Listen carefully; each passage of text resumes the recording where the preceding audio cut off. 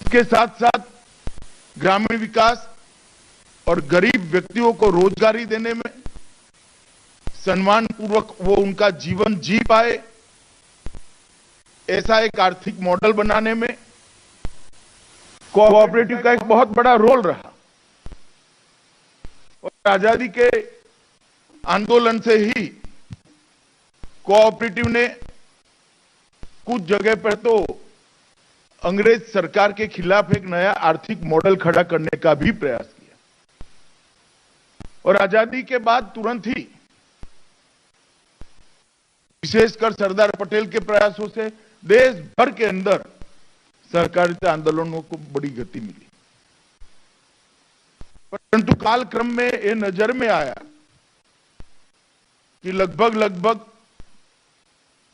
1960-70 के दशक से सहकारिता आंदोलन में स्थगितता भी आई और डिटोरिएशन भी आया। कई सारे राज्यों में से डिटोरिएशन देखने को मिला।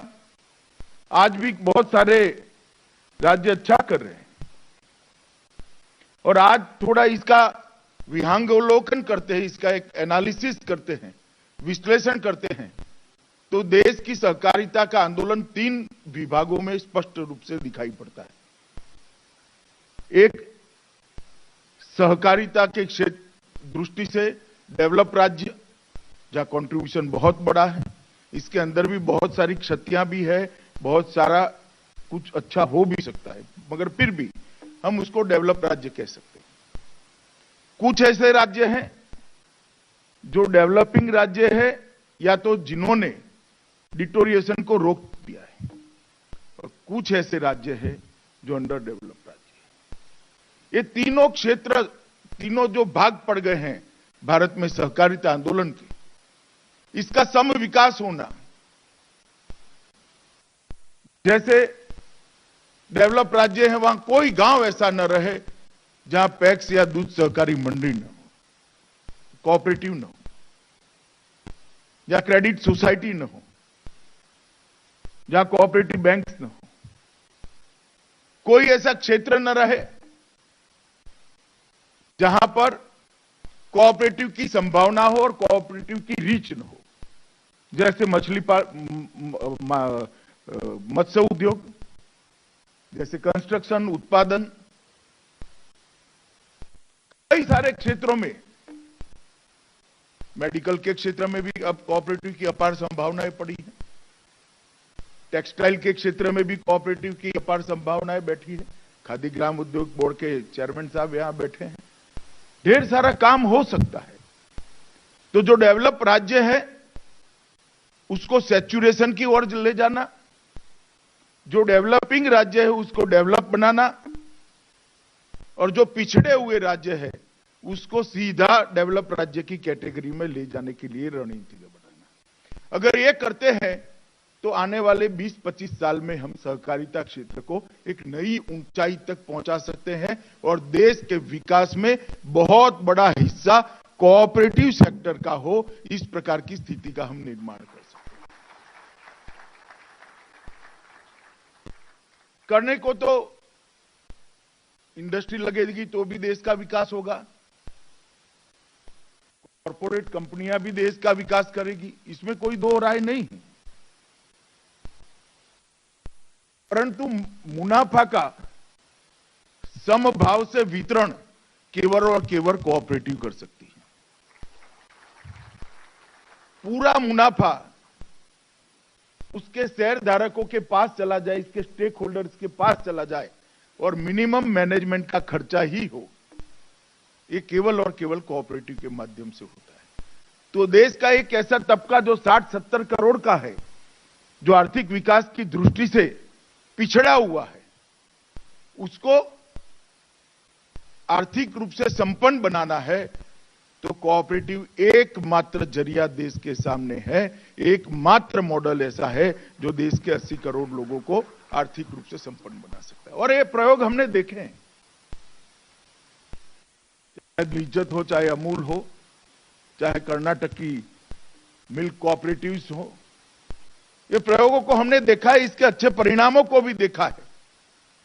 और महिला सशक्तिकरण की बात करने वाले लोगों को मैं कहना चाहता हूं कि त्रिभुवनदास पटेल जी ने शुरू की हुई एक छोटी सी डेयरी आज महिला सशक्तिकरण का बहुत बड़ा माध्यम हुई है। 60,000 करोड़ रुपया गुजरात की महिलाओं के बैंक अकाउंट में सीधा चला जाता। इससे बड़ा इनका एम्पावरमेंट नहीं हो सकता, परंतु ये सब करना है तो सहकारिता आंदोलन को आज के समय की हमारे सामने जो चैलेंजेस हैं इसके लिए तैयार करना पड़ेगा। हमारे यहां जो स्थगितता आ गई है, स्थगितता को दूर करना पड़ेगा। हमारे यहां बहुत सारी चीजें बदलने की जरूरत है, वो बदलाव लाने पड़ेंगे। हमें पारदर्शिता लानी पड़ेगी, तभी जाकर छोटे से छोटे किसान का भरोसा हम पर बढ़ेगा। हमें चुनाव के अंदर लोकतांत्रिक मूल्यों को कानून के तहत स्वीकारना पड़ेगा, तब जाकर पोटेंशियल जो पड़ा है उनको प्लेटफॉर्म मिलेगा। जब तक पोटेंशियल जो पड़ा है उसको प्लेटफॉर्म नहीं मिलता है, कोई क्षेत्र अपनी प्रगति नहीं कर सकता है।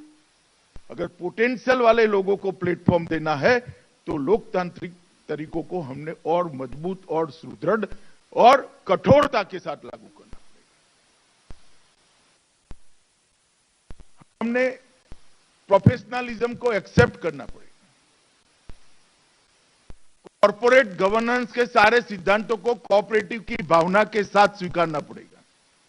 मैं मेरे वाक्य को फिर से रिपीट करना चाहता हूं। कॉर्पोरेट गवर्नेंस के सारे सिद्धांतों को कोऑपरेटिव की भावना के साथ हमने चरितार्थ करना पड़ेगा, स्वीकारना पड़ेगा। हमारे देश में कई ऐसे मॉडल बने हैं, इफ्को हो, अमूल हो, तो चलते तो है कॉर्पोरेट गवर्नेंस के सिद्धांतों के आधार पर, मगर उन्होंने कोऑपरेटिव की भावना को भी अक्षुण्ण रखा है और आज इसी तरह से कोऑपरेटिव के रूप में काम। इस प्रकार के मॉडल हमने खड़े करने पड़े। सहकारी संस्थाओं को कार्यपूंजी के लिए और प्लांट एंड मशीनरी के लिए ढंग से लोन मिल जाए, वर्किंग कैपिटल और प्लांट एंड मशीनरी दोनों का लोन ढंग से मिल पाए, इसके लिए भी हमने इंफ्रास्ट्रक्चर खड़ा करना पड़ेगा। और अभी हमारे एमडी एनसीडीसी ने कह दिया कि एक नए लेजिस्लेशन की जरूरत है। ये इनका निजी विचार है, भारत सरकार इससे इत्तेफाक नहीं कर सकती। मैं बहुत स्पष्ट करना चाहता हूं, हमारे संविधान के अंदर जो स्थिति है वो हमारे लिए बाधक नहीं है। स्टेट और सेंट्रल दोनों का सब्जेक्ट बनाया हुआ वो ठीक ही है। Multi state cooperative society centre देखेगा और स्टेट की कोऑपरेटिव सोसाइटी को स्टेट देखेगा, इसमें कोई बदलाव की जरूरत नहीं। मगर राज्यों के कानून के अंदर संवाद से समानता नहीं लाई जा सकती क्या? हम अगर कोऑपरेटिव के सिद्धांत को एक्सेप्ट करते हैं तो राज्यों के कानूनों के अंदर संवाद कर समानता लानी पड़ेगी, राज्यों की कोऑपरेटिव को हम एक समान बल दे पाए। और इस संवाद की प्रक्रिया मैं मानता हूं मेरे मंत्रालय की जिम्मेदारी है, सभी राज्यों के साथ कोऑर्डिनेशन कर संवाद कर एक साझा मसौदा बनाकर एक बहुत बड़ा राज्यों की विधानसभाओं के सामने हम एक मसौदा रखें सहकारी कानून के अंदर बदलाव करने का। और मैं मानता हूं यह हो सकता है, क्योंकि सहकारिता शब्द ही सह और कार्य, ये दो शब्दों की एक साथ मिलने से हुआ है। इसकी व्युत्पत्ति में पीछे जाते हैं तो बहुत सारी चीजें निकलती है, मगर आज मैं इसकी टेक्निकलिटी में नहीं जाना चाहता। एक साथ काम करने से सारे इश्यू पर हम काम कर सकते हैं। मैं इसलिए आग्रह से कहना चाहता हूं कि जो लोग भी सुझाव दें, हमारे संवैधानिक प्रावधान के बेसिक्स पर छेड़खानी नहीं करनी चाहिए। केंद्र और राज्य दोनों का यह विषय रहना चाहिए। मल्टी स्टेट कोऑपरेटिव सोसाइटी वो केंद्र का विषय है, सहकारी संस्था राज्य की राज्य का विषय है, और 97वें संविधान संशोधन ने जो स्थिति की है, मुझे लगता है कि कोऑपरेटिव की चैलेंजेस को पहुंच पाने के लिए बहुत पर्याप्त है। हमारी विभिन्न पंचवर्षीय योजनाओं में भी सहकारी समितियों, सार्वजनिक क्षेत्र और प्राइवेट क्षेत्र के लिए संतुलन बनाने के लिए सुझाव दिए हैं, मगर दुर्भाग्य की बात है कि इस सुझावों पर से अभी किसी ने फाइल पर से धूल को भी हटाने का काम नहीं किया। जस के तस पड़े हैं। मोदी जी ने मंत्रालय बनाने के बाद इस पर काम शुरू हुआ है। 4 पंचवर्षीय योजनाओं में इस पर डिटेल चैप्टर लिखे गए हैं, मगर दुर्भाग्य से इस पर कोई काम नहीं हुआ। मैं आपको आश्वस्त करना चाहता हूं कि ये काम निश्चित रूप से होगा।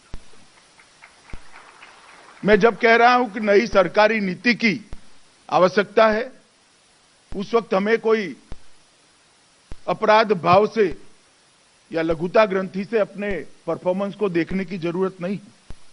देश में लगभग आज 8,55,000 कोऑपरेटिव अच्छे चल रहे हैं। 8,55,000 कोऑपरेटिव, 1,77,000 क्रेडिट सोसाइटीज चल रही हैं। अन्य 7 लाख सहकारी समितियां चल रही हैं। 17 राष्ट्रीय स्तर के सहकारी संघ हैं। 33 स्टेट कोऑपरेटिव बैंक्स हैं। 63,000 से ज्यादा एक्टिव पैक्स हैं। पैक्स के अंदर समाहित गांव लगभग सारों को समाहित कर लिया गया है, और 12 करोड़ से ज्यादा रीच है हमारी। 12 करोड़ से ज्यादा सदस्य है, और लगभग 51% गांवों में आज कोऑपरेटिव की प्रेजेंस बनी हुई है। ये बताता है कि हमारा काम कितना सरल है। इतनी मजबूत नींव पर एक इमारत खड़ी करनी है। धीरे हमारी पॉलिसी, हमारे कार्यकलाप और जरूर पड़े तो कानून भी, जो कालबाह्य होता जा रहा है, उसको हमने सोच विचार कर बदलना पड़ेगा। और देश के विकास में ढेर सारा योगदान कोऑपरेटिव्स का है। एग्रीकल्चर फाइनेंस में लगभग 25%, उर्वरक वितरण मतलब खाद का वितरण 35%, खाद का उत्पादन 25%, चीनी का उत्पादन 31%, दूध की खरीदी और उत्पादन और मार्केटिंग करीब 25%, गेहूं की खरीदी 13%, धान की खरीदी 20%, और मछुआरा मतलब मछली उत्पादन 21%। ये बड़ा स्ट्रॉन्ग बेस है हमारे पास। इस बेस को हमने इस पर एक बहुत बड़ी इमारत बनानी है। जो हर्डल्स दिखाई पड़ते हैं, इसको नए प्रावधान कर नई नीति बनाकर और सामंजस्य बिठाकर हटाना है। और ये तभी हो सकता है कि आज की सभी रिक्वायरमेंट्स को पूरा करने वाली, सभी जरूरियातों को पूरा करने वाली समग्रता से एक सहकारी नीति बनाई जाए। इसलिए सहकार मंत्रालय के गठन के दूसरे ही दिन मैंने एक बैठक में उस वक्त जो सचिव थे उनके सामने एक विचार रखा था। उसको कंसेप्चुअलाइज करते करते थोड़ा समय तो गया, परंतु अब एक खाका बन गया है।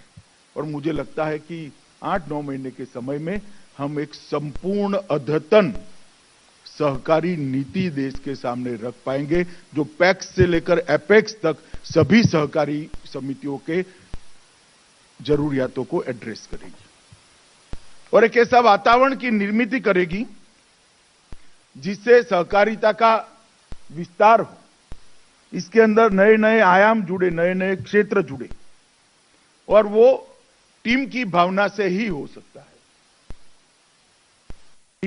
टीम से मेरा मतलब है टीम અને ट्रांसपेरेंसी, एम्पावरमेंट, ए से आत्मनिर्भर और एम से मॉडर्नाइजेशन।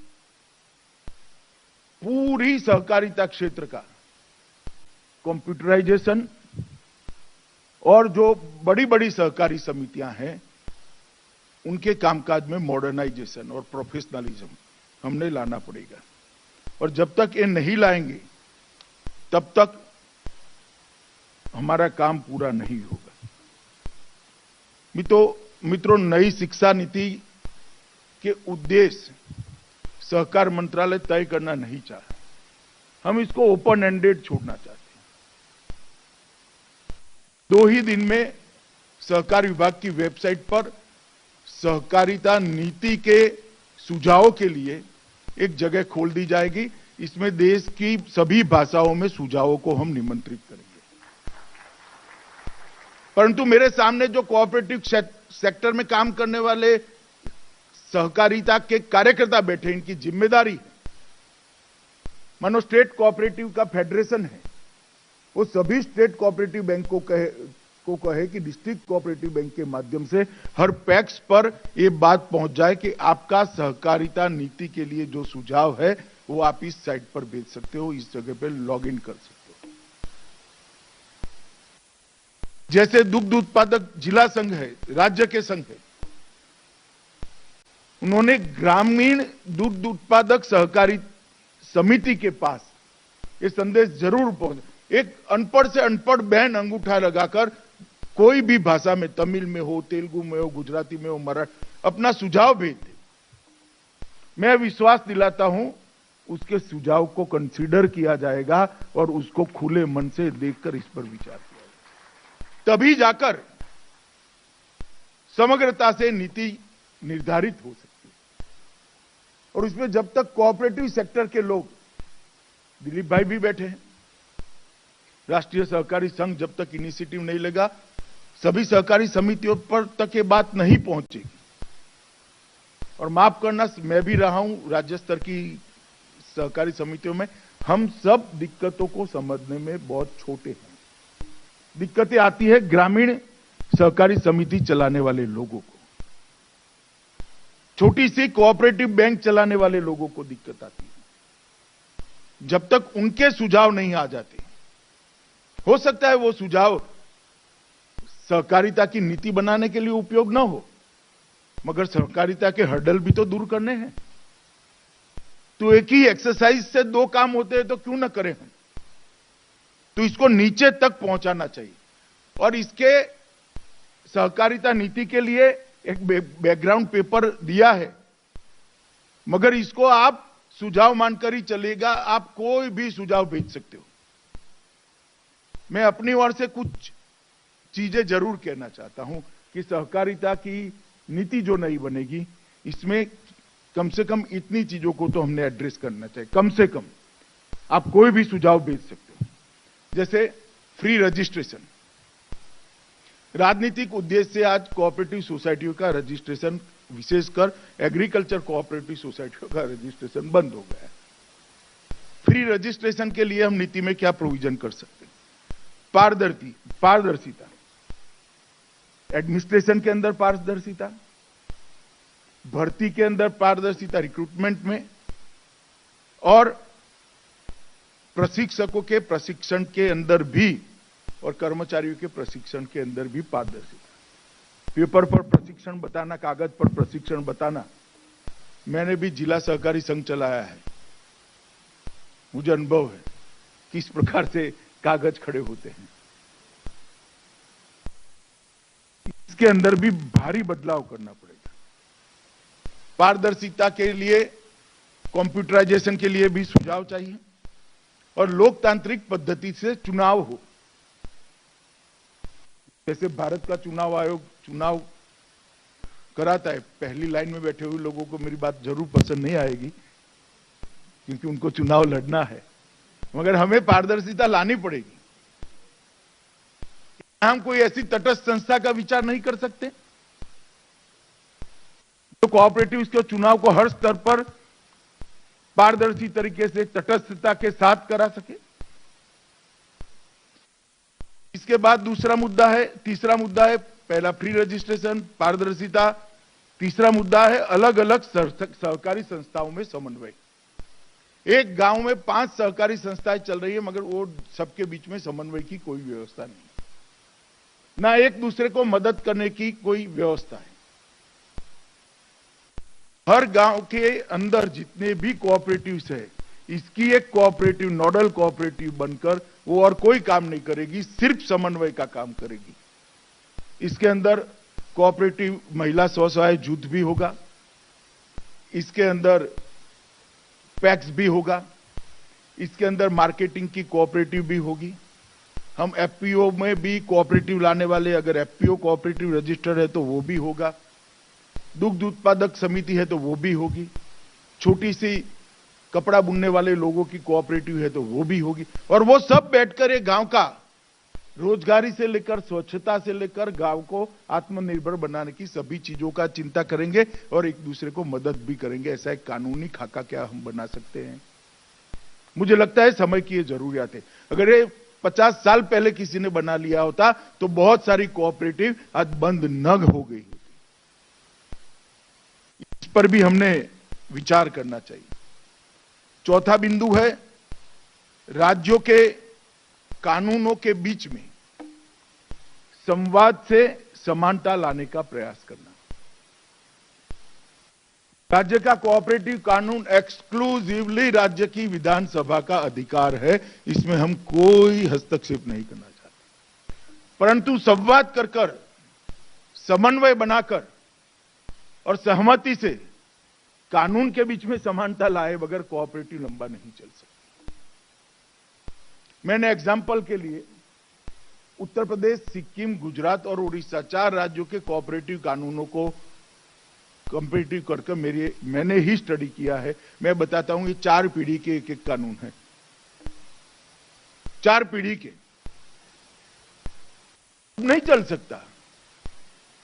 1950 का कानून 2022 में कैसे चल सकता है? इसको बदलना पड़ेगा, मगर इसके लिए संवाद और समन्वय और फिर सहमति और फिर बदलाव, ये प्रक्रिया लंबी जरूर है मगर बहुत जरूरी है।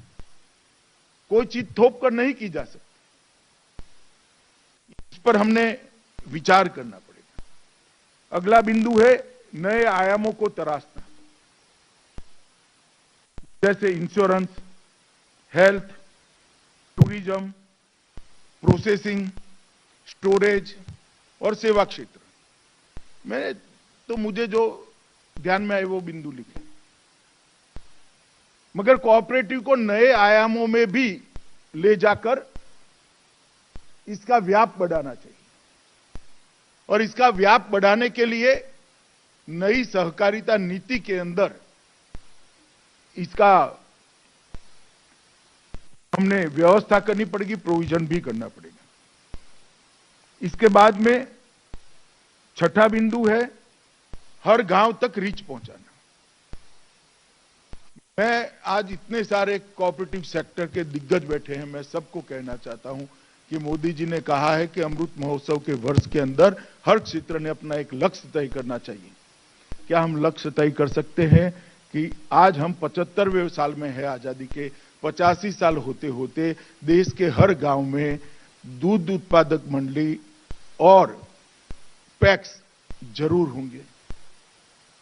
इतना मिनिमम कर सकते हैं, एक क्रेडिट सोसाइटी भी बना लेते हैं, तो मैं मानता हूं कि देश के आर्थिक विकास और 70 करोड़ लोग जो विकास की रेस में पीछे पड़ गए हैं, दौड़ में बहुत पीछे रह गए, वो 70 करोड़ लोगों को सम्मानजनक जीवन देने में सहकारिता सफल हो सकती है। तो गांव तक हमें रीच पहुंचानी होगी। निष्क्रिय पैक्स को सक्रिय बनाने के लिए या तो इसको लिक्विडेशन में ले जाकर नए पैक्स की रजिस्ट्रेशन की परमिशन देने के लिए राज्यों ने इनिशिएटिव लेने पड़ेंगे, या तो उसको पुनर्जीवित करो एडमिनिस्ट्रेटर रखकर, थोड़ा सहायता देकर, या तो फिर लिक्विडेट ही कर दो और नई समिति बनाओ। स्थगितता नहीं कर सकते। हर गांव के अंदर रीच बढ़ाना, ये हमारी नई पॉलिसी का लक्ष्य होना चाहिए। गांव को आत्मनिर्भर और मजबूत बनाना भी हमारा सहकारिता नीति का लक्ष्य होना चाहिए। किसान की आय 2 गुना करना भी सहकारिता नीति का ही लक्ष्य होना चाहिए और सभी प्रकार की सहकारिता की संस्थाओं को आर्थिक रूप से मजबूत बनाने के लिए भी सहकारी नीति में इसका प्रावधान होना चाहिए। मैं एक आउटलाइन रख रहा हूं आपके सामने, कोई मर्यादा नहीं रख रहा हूं, ये सीमा नहीं है, सोचने के लिए बिंदु है। इसके अलावे भी सारे सुझावों का स्वागत है, परंतु एक परिपूर्ण और आज के समय के लिए उपयुक्त सहकारिता नीति अगर हम बनाते हैं तो मैं मानता हूं कि मोदी जी के $5 ट्रिलियन के जो इकोनॉमी का लक्ष्य है और किसानों की आय 2 गुना करने का लक्ष्य है, हम उनकी अपेक्षा से कई गुना ज्यादा योगदान देश के अर्थतंत्र में कर सकते हैं। और इस स्पिरिट के साथ यहां राष्ट्रीय सहकारी संघ के अध्यक्ष जी बैठे हैं, इस स्पिरिट के साथ हर जिले में तय किए हुए कोऑपरेटिव के हमारे आंदोलन के नेताओं को जाना पड़ेगा, उनको इकट्ठा करना पड़ेगा, इसके अंदर नई आशा का संचार करना पड़ेगा, निराशा को दूर कर कर आशा का संचार करना पड़ेगा, उनकी गतिविधियों में प्राण फूंकना पड़ेगा, तब जाकर ये हो सकता है। सिर्फ सरकार के नीति बनाने से नहीं होगा। और मैं आप लोगों को विश्वास दिलाता हूं, कोऑपरेटिव क्षेत्र के कार्यकर्ता के नाते मैं भी कंधे से कंधा मिलाकर आप लोगों के साथ पूरी मेहनत करने के लिए तैयार। हमारा बेस बन चुका है, अब कुछ समय के अंदर आप क्षेत्र की इस नए विभाग की गतिविधियों को बहुत स्पीड के साथ देखेंगे। परंतु ये स्पिरिट को दिल्ली के इस सभागार में, डीआरडीओ सभागार में भाषण देने से नहीं हो सकता, इसको नीचे तक, पैक्स तक पहुंचाना, पैक्स के मेंबर तक पहुंचाना, तभी जाकर ये हो सकता है। आज परिचर्चा के 6 विषय लिए गए हैं, जिसमें मुख्यत्वे कानूनी ढांचा, नियामक नीति, परिचालन की बाधाएं, केंद्रीय रजिस्ट्रार और राज्य रजिस्ट्रार के साथ संवाद और समन्वय। दूसरा विषय है सहकारी सिद्धांतों और लोकतांत्रिक सदस्य नियंत्रण, पारदर्शिता, लोकतांत्रिक नियमों का पालन। तीसरा विषय है बुनियादी ढांचे को मजबूत करना, इक्विटी के आधार को मजबूत करना, विविधीकरण, उद्यमिता को बढ़ावा देना, ब्रांडिंग, मार्केटिंग की नई योजना बनाना और टेक्नोलॉजी को एक्सेप्ट करना, स्वीकारना, क्रेडिट गारंटी फंड ट्रस्ट की निर्मित करना। चौथा विषय है प्रशिक्षण, शिक्षा का आदान प्रदान और सदस्यों के प्रशिक्षण की व्यवस्था को नीचे तक पहुंचाना। और पांचवा विषय है नई सहकारी समितियों की रचना और उसको बढ़ावा देना। और छठा विषय बनाया है आज के ये 2 दिन के परिसंवाद का, सामाजिक सहकारिता को बढ़ावा देना। मगर ये 6 के 6 विषय मैंने जो शुरुआत में 8 बिंदु कहे हैं, 9 बिंदु कहे, 9 बिंदु में समाहित है।